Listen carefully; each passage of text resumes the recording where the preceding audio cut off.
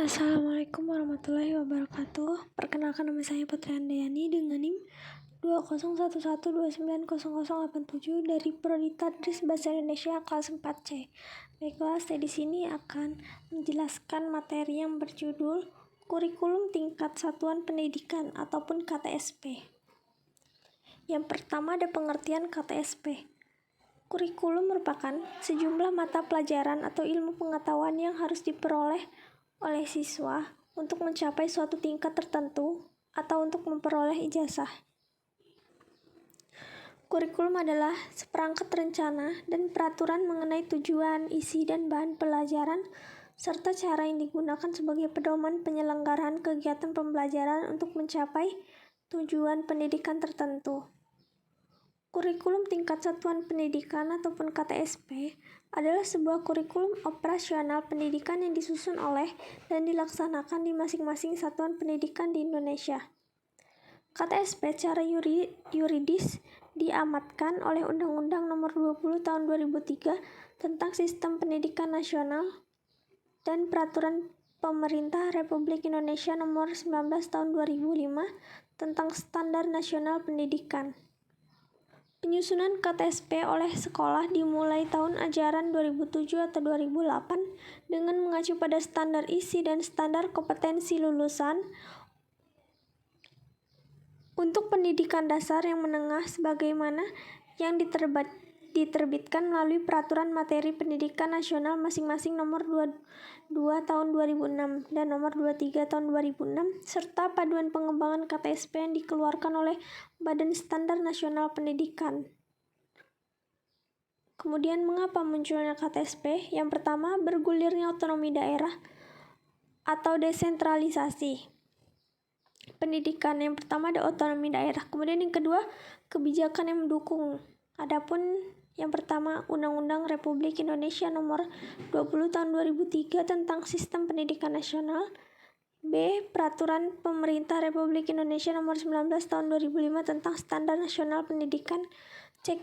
Kepmendiknas Nomor 22 Tahun 2006 tentang Standar Isi. D. Kepmendiknas Nomor 23 Tahun 2006 tentang SKL. 3. Teori pengembangan kurikulum. Yang pertama, sentralistik atau dikembangkan secara terpusat. Yang kedua, desentralistik atau diserahkan ke masing-masing daerah. Yang ketiga, dekonsentrasi, kerangka dasar oleh pusat dan penjabarannya oleh daerah. Kemudian karakteristik KTSP. Berdasarkan uraian di atas dapat dikemukakan karakteristik. Yang pertama, pemberian otonomi luas kepada sekolah dan satuan pendidikan. Yang pertama ada pemberian otonomi luas kepada sekolah dan satuan pendidikan. Yang kedua, partisipasi masyarakat dan orang tua yang tinggi. Yang ketiga, kepemimpinan yang demokratis dan profesional. Yang keempat, tim kerja yang kompak dan transparan. Selanjutnya, komponen KTSP. Yang pertama ada tujuan pendidikan tingkat satuan pendidikan. Nah, ini terbagi menjadi 3 macam. Yang pertama, tujuan pendidikan dasar, kemudian yang kedua tujuan pendidikan menengah, dan yang ketiga tujuan pendidikan menengah kejuruan. Kemudian B, struktur dan muatan kurikulum tingkat satuan pendidikan. Ini terbagi menjadi 5 macam. Yang pertama, kelompok mata pelajaran agama dan akhlak mulia. Yang kedua, kelompok mata pelajaran kewarganegaraan dan kepribadian. Yang ketiga, kelompok mata pelajaran ilmu pengetahuan dan teknologi. Yang keempat, kelompok mata pelajaran estetika. Yang kelima, kelompok mata pelajaran jasmani, olahraga, dan kesehatan. Kemudian ada muatan KTSP. Muatan KTSP ini yang meliputi sejumlah mata pelajaran yang keluasan dan dalamnya merupakan beban belajar bagi peserta didik pada satuan pendidikan. Di samping itu, materi muatan lokal dan kegiatan pengembangan diri termasuk ke dalam isi kurikulum.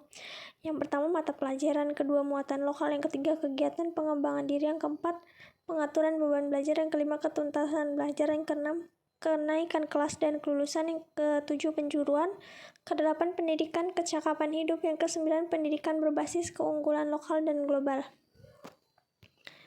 Kemudian adapun prinsip-prinsip pengembangan KTSP. Yang pertama itu berpusat pada potensi, pengembangan, kebutuhan dan kepentingan peserta didik dan lingkungannya. Yang kedua, beragam dan terpadu.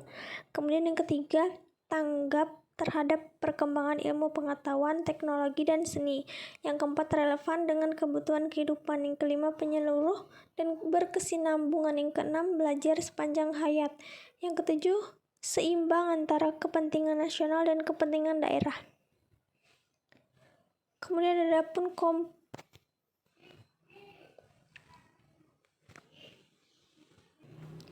Kemudian pelaksanaan penyusunan kurikulum tingkat satuan pendidikan. Yang pertama ada analisis konteks. Analisis ini terbagi menjadi 3 macam. Yang pertama, mengidentifikasi SI dan SKL sebagai acuan dalam penyusunan KTSP. Yang kedua, menganalisis kondisi yang ada di satuan pendidikan yang meliputi peserta didik, pendidik, dan tenaga kependidikan, sarana prasarana, biaya, dan program-program. Yang ketiga, menganalisis peluang dan tantangan yang ada di masyarakat dan lingkungan sekitar. Kemudian yang B, mekanisme penyusunan. Yang pertama, tim penyusun, kedua, kegiatan, yang ketiga, pemberlakuan. Kemudian ada pun penilaian-penilaian dalam kurikulum. Yang pertama itu ada penilaian kelas. Penilaian kelas ini dilakukan dengan ulangan harian, ulangan umum, dan ulangan akhir. Kemudian yang kedua, tes kemampuan dasar. Tes ini bisa dilakukan untuk mengetahui kemampuan membaca, menulis, dan berhitung, dan lain sebagainya. Kemudian yang ketiga, penilaian akhir satuan pendidikan dan sertifikat. Kemudian yang keempat, penilaian program. Penilaian program ini dilakukan oleh Departemen Pendidikan Nasional dan Dinas Kependidikan secara kontinu dan berkesinambungan.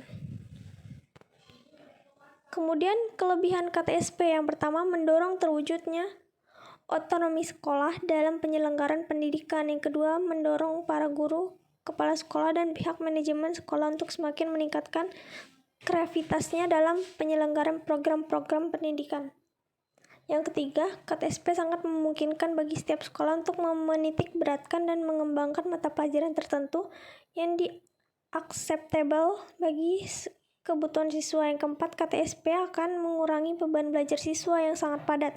Yang kelima, KTSP memberikan peluang yang lebih luas kepada sekolah-sekolah plus mengembangkan kurikulum sesuai dengan kebutuhan. Kemudian ada pun kekurangan KTSP. Yang pertama, kurangnya SDM yang diharapkan mampu menjabarkan KTSP pada kebanyakan satuan pendidikan yang ada. Kedua, kurangnya ketersediaan sarana dan prasarana pendukung sebagai pelengkap dari pelaksanaan KTSP. Yang ketiga, masih banyak guru yang belum memahami KTSP secara komprehensif, baik konsepnya, penyusunan, maupun prakteknya di lapangan. Kemudian yang keempat, penerapan KTSP yang merekomendasikan pengurungan jam pelajaran akan berdampak berkurang pendapatan para guru. Mungkin itu saja yang dapat saya sampaikan. Terima kasih. Wassalamualaikum warahmatullahi wabarakatuh.